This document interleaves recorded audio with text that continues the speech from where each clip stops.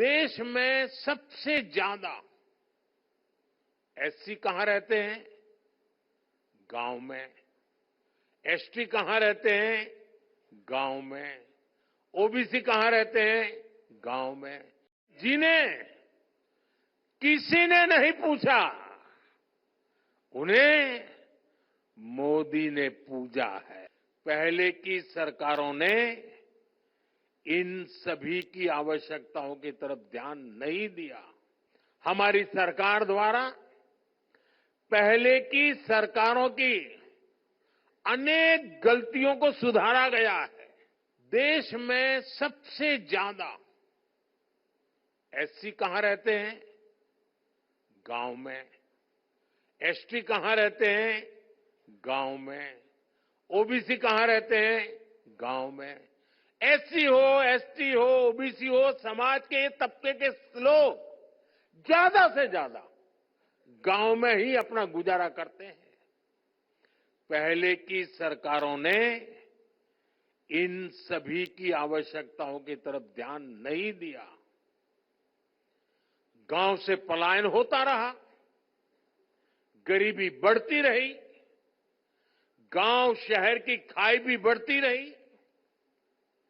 मैं आपको एक और उदाहरण देता हूं। आप जानते हैं, पहले हमारे सीमावर्ती गांवों को लेकर क्या सोच होती थी? उन्हें देश का आखिरी गांव कहा जाता था।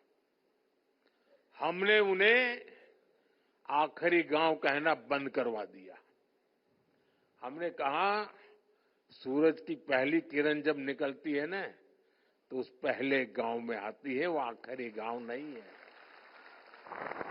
और जब सूरज डूबता है, तो डूबते सूरज की आखिरी किरण भी उस गांव को आती है, जो हमारा उस दिशा का पहला गांव होता है। और इसलिए हमारे लिए गांव आखिरी नहीं है, हमारे लिए प्रथम गांव है। हमने उसको प्रथम गांव का दर्जा दिया। सीमांत गांवों के विकास के लिए वाइब्रेंट विलेज स्कीम शुरू की गई। आज सीमांत गांवों का विकास वहां के लोगों की आय बढ़ा रहा है।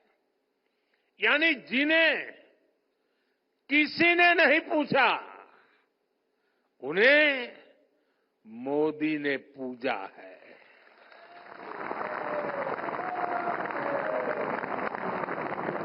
हमने आदिवासी आबादी वाले इलाकों के विकास के लिए पीएम जनधन योजना शुरू की। जो इलाके दशकों से विकास से वंचित थे, उन्हें अब बराबरी का हक मिल रहा है। पिछले 10 साल में हमारी सरकार द्वारा पहले की सरकारों की अनेक गलतियों को सुधारा गया है।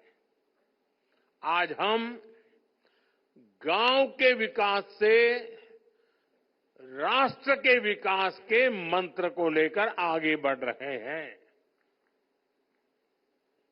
इन्हीं प्रयासों का परिणाम है कि 10 साल में देश के करीब 25 करोड़ लोग गरीबी से बाहर आए हैं।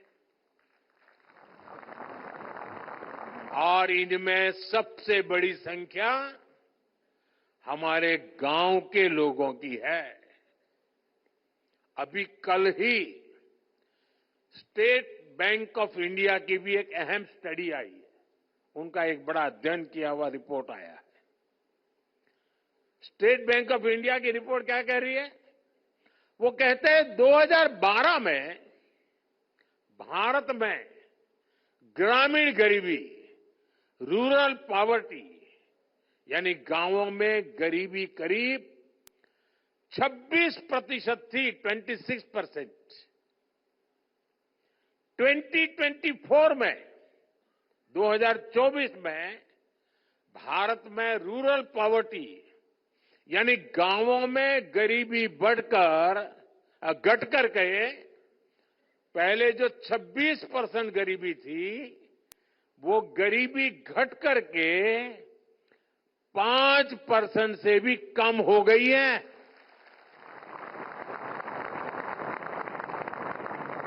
हमारे यहां कुछ लोग दशकों तक गरीबी हटाओ के नारे देते रहे।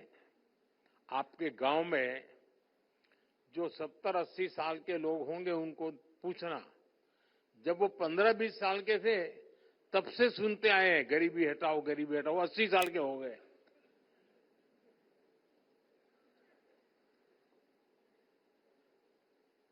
आज स्थिति बदल गई है। अब देश में वास्तविक रूप से गरीबी कम होना शुरू हो गई है। साथियों, भारत की ग्रामीण अर्थव्यवस्था में महिलाओं का हमेशा से बहुत बड़ा स्थान रहा है। हमारी सरकार इस भूमिका का और विस्तार कर रही है।